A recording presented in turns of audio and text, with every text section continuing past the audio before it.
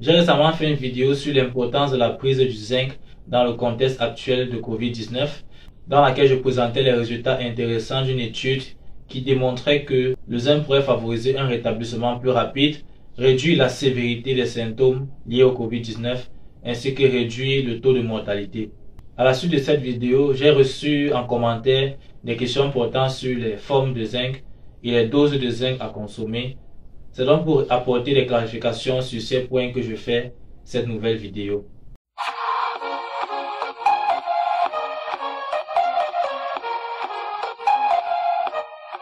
Avec des éléments tels que le fer, le sodium et les vitamines, le zinc fait partie des nutriments appelés micronutriments.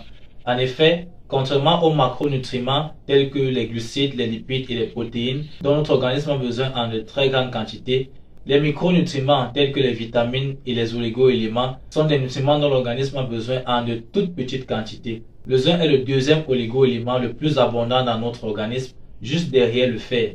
C'est pour dire à quel point il est important pour le bon fonctionnement de notre organisme. Il est notamment impliqué dans plus de 300 réactions chimiques qui se déroulent dans notre organisme et contribue entre autres à la synthèse des protéines, à la synthèse du matériel génétique, c'est-à-dire de l'ADN et de l'ARN, aux fonctions immunitaires ainsi qu'à la cicatrisation.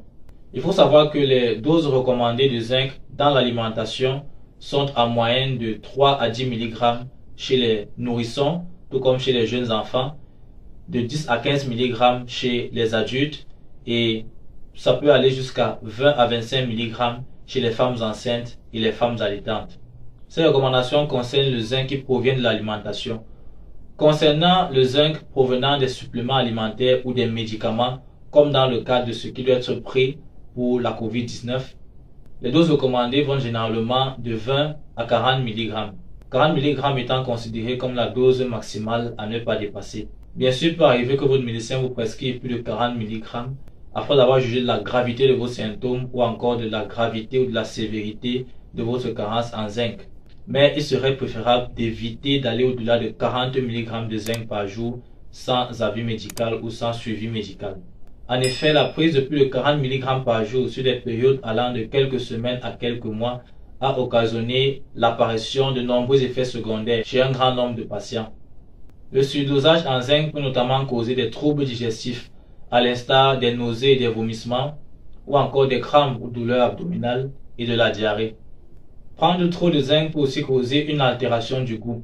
Chez les personnes qui avaient pris des doses qui allaient au-delà de la dose maximale de zinc, l'on a observé une diminution ou une perte du goût, ou encore un goût métallique.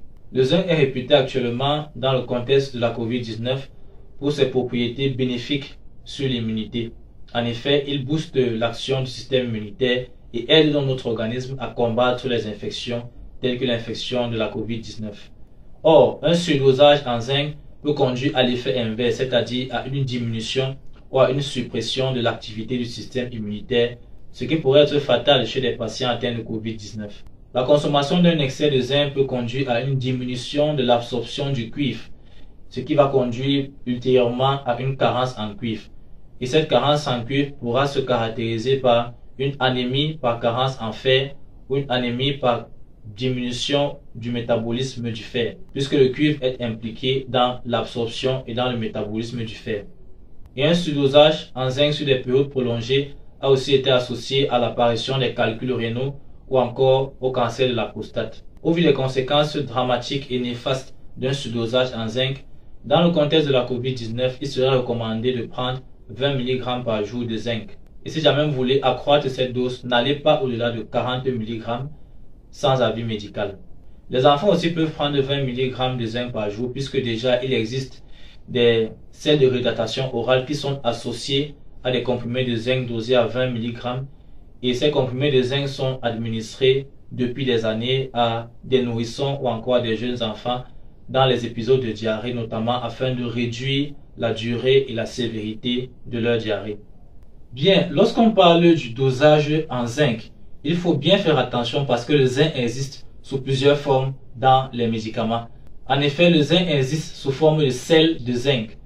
On a notamment le gluconate de zinc, l'acétate de zinc, le citrate de zinc, le sulfate de zinc, entre autres. Les recommandations de dosage que je vous donne dans cette vidéo concerne uniquement le zinc élément, c'est-à-dire le zinc seul, et non les sels de zinc. Pourquoi? Parce que la quantité de sels de zinc ne correspond pas à la quantité du zinc seul ou du zinc élément. Prenons les cas du gluconate de zinc et du sulfate de zinc. Le gluconate de zinc, par exemple, contient 14% de zinc et le sulfate de zinc contient 24% de zinc. Ce qui veut dire que si vous prenez 100 mg de gluconate de zinc, cela va vous donner 14 mg de zinc. Or, si vous prenez 100 mg de sulfate de zinc, vous aurez consommé 24 mg de zinc. Donc, à chaque fois que vous prenez du zinc, regardez toujours sur la boîte du médicament, là où c'est mentionné la quantité correspondante en zinc élément. C'est cette quantité qui doit être entre 20 et 40 mg. Il faut aussi savoir que parmi tous les sels de zinc, certaines études ont démontré que le picolinate de zinc est beaucoup plus absorbé que les autres formes de zinc. Donc, il serait préférable de consommer cette forme de zinc par rapport aux autres formes de zinc.